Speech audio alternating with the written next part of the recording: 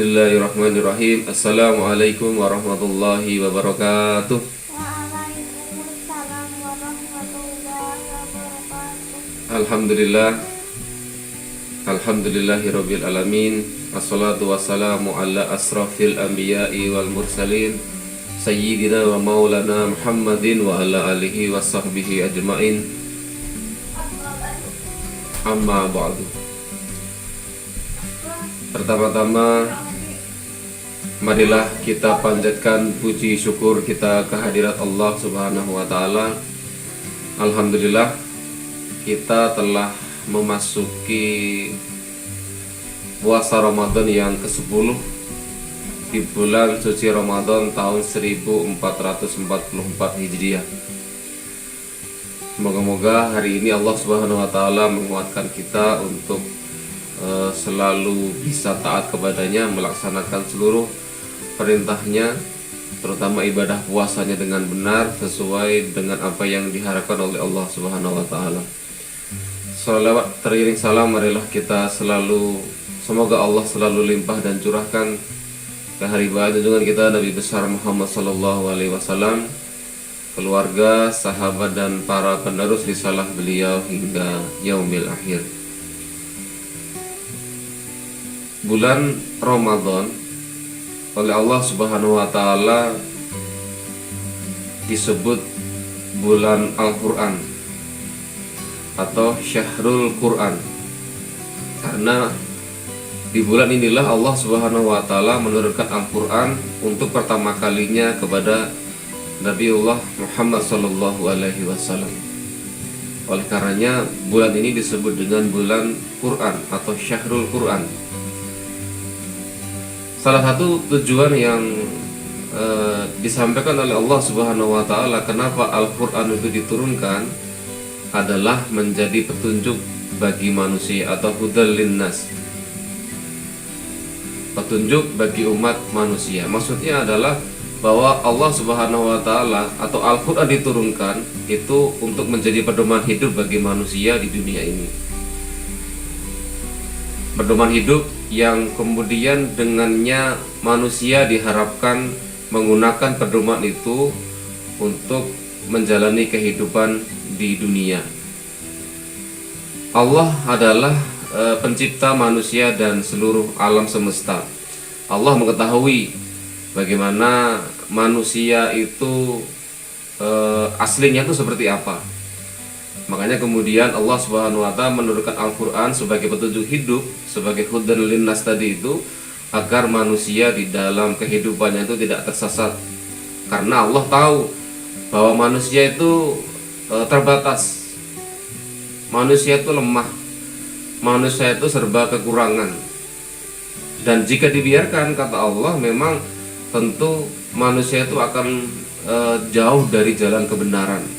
Makanya Allah Subhanahu wa taala dengan kasih sayangnya kepada umat manusia, maka diturunkanlah petunjuk hidup atau pedoman hidup atau panduan hidup, yaitu Al-Qur'an.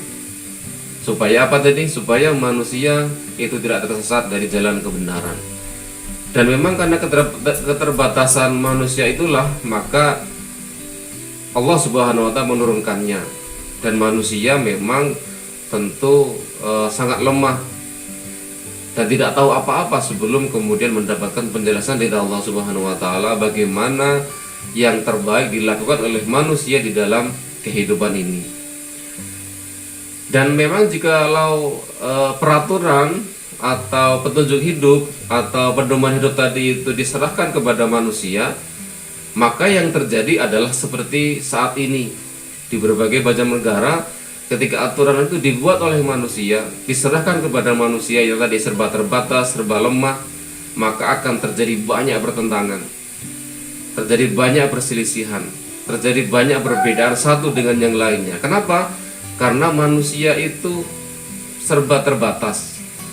Antara otak satu dan otak manusia yang lainnya itu berbeda. Satu orang pendapatnya A, satu orang pendapatnya B, dan 1000 orang pendapatnya yang lainnya, maka kemudian akan terjadi banyak perselisihan. Makanya jikalau peraturan atau pedoman hidup tadi diserahkan kepada manusia, akan sangat banyak pertentangannya, akan sangat banyak perselisihannya, akan sangat terjadi perbedaan di antara manusia yang satu dengan manusia yang lainnya. Oleh karenanya kemudian manusia itu, aturan hidup manusia tadi itu dibikin atau ditentukan oleh Allah Subhanahu wa taala.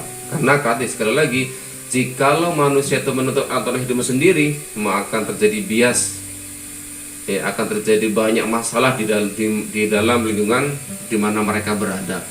Jangankan di lingkungan negara, di lingkungan rumah tangga pun akan terjadi banyak pertentangan jikalau kemudian aturan itu diserahkan kepada masing-masing manusia.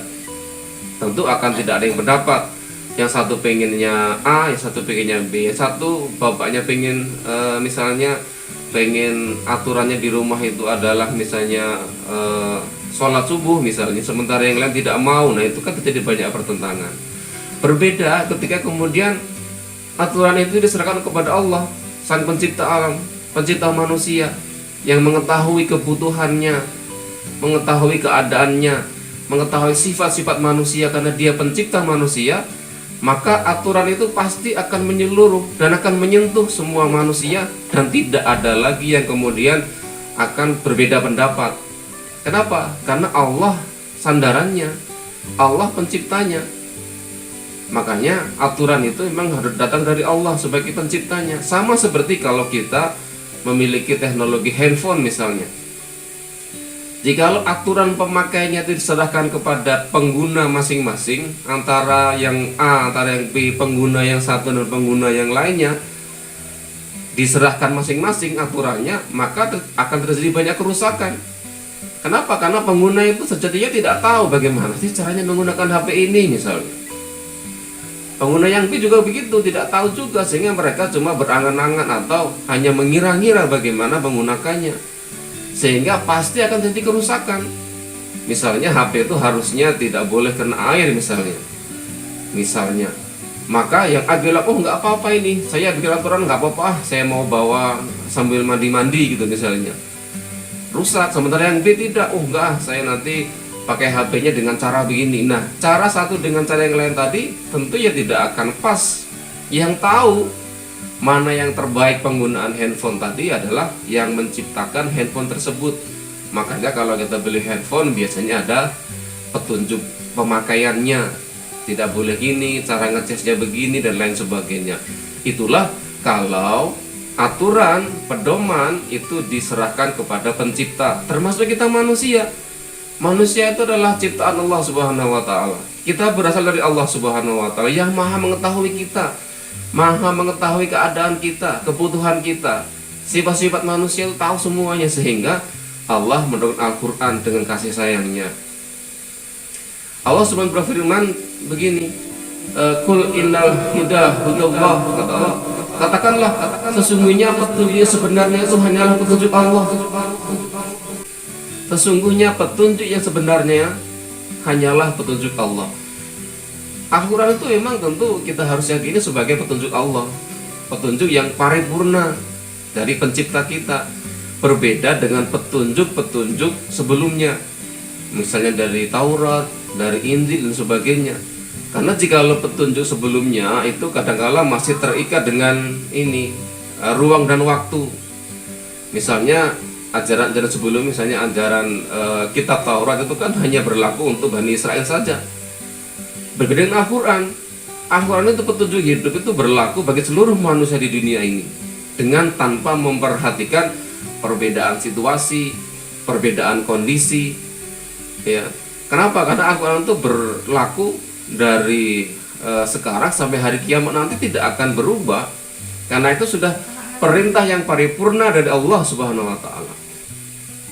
Nah, jika aturan sebelumnya itu memang sebelum Al-Quran itu adalah bersifat parsial misalnya, hanya untuk tadi Bani Israel, maka petunjuk yang Al-Quran itu adalah petunjuk yang universal sudah. Ya, dimana Allah berfirman, sesungguhnya Al-Quran ini, kata Allah, memberi petunjuk kepada jalan kehidupan yang lurus, kata Allah Subhanahu wa taala. Nah, Islam, agama kita, telah menetapkan bahwa Al-Quran itu tidak bisa dirasakan nyata dalam kehidupan ini jika hanya dibaca saja. Ya, tanpa diamalkan. Jadi Islam tuh tidak akan bisa dirasakan apa ya manfaatnya, apa ya kemudian kegunaannya dalam kehidupan ini jikalau tidak hanya diamalkan, hanya dibaca saja misalnya, atau hanya dikaji saja tanpa diamalkan. Makanya jikalau umat Islam itu hanya mengambil misalnya aspek spiritual saja, misalnya dari Al-Quran, aspek ruhiyah saja, maka ya keberadaan Al-Quran sebagai petunjuk itu tidak akan terasa nyata dalam kehidupan ini. Makanya kita harus kemudian menyadari bahwa Al-Quran itu adalah petunjuk yang sangat lengkap sudah, yang paripurna, yang universal. Sehingga kalau kemudian tadi hanya dibaca, hanya dikaji tanpa diamalkan, ya tidak dirasakan apa manfaatnya, ya. Atau tadi hanya mengambil sebagian saja, misalnya hanya mengambil aspek ruhiyah saja, spiritual saja, hanya masalah sholat, hanya masalah zakat, hanya masalah haji misalnya. Tapi di aspek yang lainnya, dalam aspek ekonomi, dalam aspek pendidikan, itu tidak mengambil dari Al-Quran, maka ya tidak akan begitu terasa sebenarnya petunjuk tadi itu berguna bagi kehidupan manusia. Padahal petunjuk dari Al-Quran itu akan terasa nyata jika kemudian itu dijadikan sebagai peraturan di dalam kehidupan ini. Inilah yang disebut dengan aspek politik dalam Al-Quran. Jadi semuanya itu ada di dalam Al-Quran. Makanya kenapa sih sekarang ini kok begini ya keadaannya? Ya karena kita itu selama ini hanya mengambil aspek spiritual saja dari Al-Quran. Padahal petunjuk dari Al-Quran dari Allah Subhanahu wa Ta'ala itu tidak hanya pada aspek spiritual saja, tapi seluruh aspek kehidupan ada di dalam Al-Quran, termasuk tadi aspek siasa atau aspek politik, aspek ekonomi dan sebagainya. Itu yang harus kita sadari. Kenapa ya kok begini ya gitu, ya. Padahal tadi Al-Quran itu adalah hudal linnas, petunjuk bagi manusia, pedoman hidup bagi manusia. Pedoman hidup manusia itu kan manusia beraktivitas kan tidak hanya masalah ruhiyah saja, tidak hanya masalah spiritual saja, tidak hanya masalah pribadi saja, tapi juga masalah-masalah sosial. Kenapa sekarang misalnya terjadi banyak tindak misalnya tawuran antar pelajar? Bisa jadi itu gara-gara kita itu di dalam aspek sosialnya, dalam aspek pendidikannya mungkin tidak menggunakan pendidikan Al-Quran, petunjuk itu dari Allah Subhanahu wa Ta'ala tadi itu. Kenapa sekarang banyak orang yang kemudian terjadi pergaulan yang bebas, banyak anak-anak yang hamil di luar nikah misalnya? Itu mungkin ya gara-gara kita di dalam kehidupan ini hanya menggunakan aspek tadi, satu aspek saja yang parsial. Ibadah iya, tapi di bidang lain iya. Di bidang ekonomi masih riba misalnya. Di bidang sosial aturannya tidak islami, masih membolehkan pacaran dan lain sebagainya. Itu kan bagian dari ketidaktepatan kita dalam menjadikan Al-Quran sebagai hudan linnas, sebagai petunjuk hidup bagi kita. Makanya di bulan Al-Quran ini, ya, marilah kita tanya pada diri kita, sudahkah kita ini menjadikan Al-Quran sebagai satu-satunya petunjuk dalam hidup kita? Sekali lagi, sudahkah kita itu menjadikan Al-Quran itu sebagai satu-satunya petunjuk dalam hidup kita? Sudahkah juga kita berupaya mengamalkan Al-Quran dalam kehidupan nyata? Itu pertanyaan yang harus kita sampaikan pada diri kita juga. Kenapa? Karena kita ini manusia yang terbatas dan kita sudah diberi petunjuk oleh Allah Subhanahu wa Ta'ala, pedoman hidup sebagai manusia oleh Allah Subhanahu wa Ta'ala, yaitu Al-Quran. Sudahkah kita itu menjadikan sebagai satu-satunya petunjuk hidup? Sudahkah kita berupaya mengamalkannya? Bukan malah kita berupaya malah meninggalkannya. Kita sholat itu cukup, tidak begitu. Yang penting aku nih sholat insya Allah surga. Siapa bilang?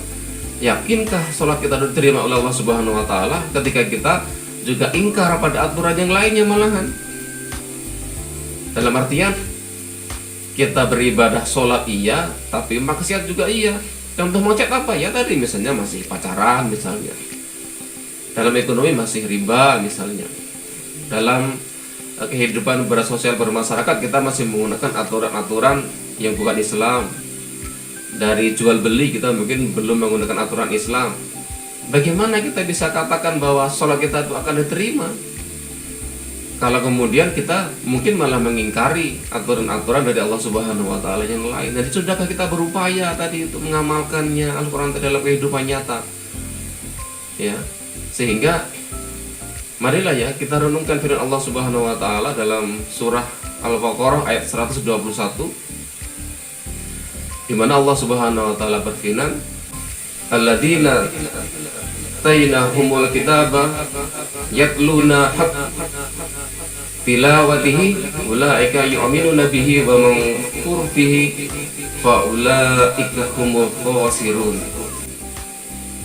Orang-orang yang telah kami berikan kepada mereka Alkitab atau Al-Quran, mereka membacanya dengan sebenar-benarnya, mereka itu benar-benar mengimaninya. Siapa yang mengingkarinya, maka mereka adalah orang-orang yang merugi.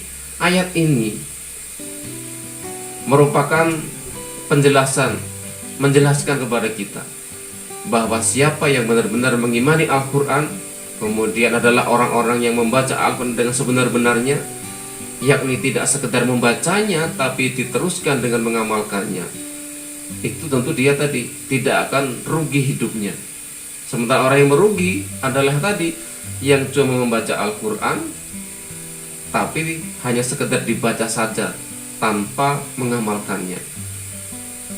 Sehingga Ibnu Mas'ud pernah berkata tentang ayat ini bahwa demi zat yang diriku dalam genggamannya, sesungguhnya makna membaca Al-Quran dengan sebenar-benarnya adalah menghalalkan yang dihalalkannya, mengharamkannya yang diharamkannya, membacanya sebagaimana Al-Quran itu diturunkan, tidak merubah kata-kata dalam Al-Quran dari tempat-tempatnya, dan tidak mentakwilkan Al-Quran dengan penakwilan yang menyimpang. Itulah sebenar-benarnya membaca Al-Quran. Apa tadi? Menghalalkannya yang dihalalkannya, mengharamkan yang diharamkannya, membacanya sebagaimana Al-Quran itu diturunkan, tidak merubah kata-katanya, dan tidak mentakwilkan Al-Quran dengan penakwilan yang menyimpang. Makanya di bulan suci Ramadan ini, ayo kita sama-sama menjadikan Al-Quran benar-benar sebagai hudal linnas, sebagai petunjuk hidup kita dalam segala aspek kehidupan. Karena dengan petunjuk inilah kita akan selamat di dunia dan akhirat. Kita akan di dunia hidup bahagia sesuai dengan apa yang Allah inginkan karena kita melaksanakan perintahnya, dan di akhirat nanti kita akan ditempatkan di surganya Allah Subhanahu wa taala, surga yang sebenar-benarnya, surga yang terbaik buat kita karena kita telah melaksanakan hidup dengan hudan linnas, yaitu Al-Quranul Karim. Marilah kita jadikan momen bulan Ramadan ini sebagai momen perubahan bagi diri kita. Kita memposisikan diri kita sesuai dengan apa yang Allah inginkan, dan kita memposisikan Al-Quran benar-benar menjadi petunjuk bagi kita dalam segala aspek kehidupan kita. Mungkin itu yang kita bahas pada kesempatan pagi hari ini. Mohon maaf kalau ada yang tidak berkenan. Billahi taufik wal hidayah. Assalamualaikum warahmatullahi wabarakatuh.